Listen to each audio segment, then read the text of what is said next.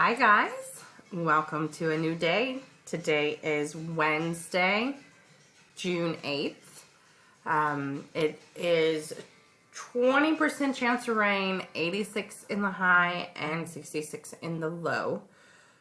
Let's do our daily decision making, and as always, don't forget to go to the PowerPoint and actually answer the questions.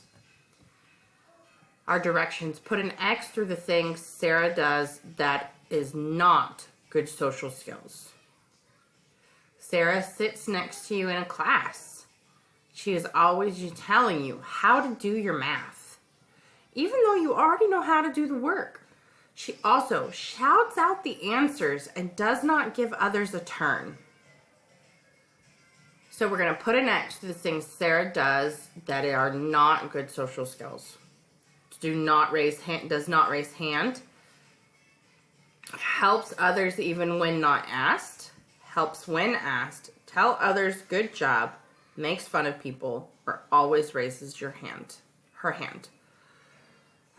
Go ahead and log into problem solving and get your answers written down. Have a great day.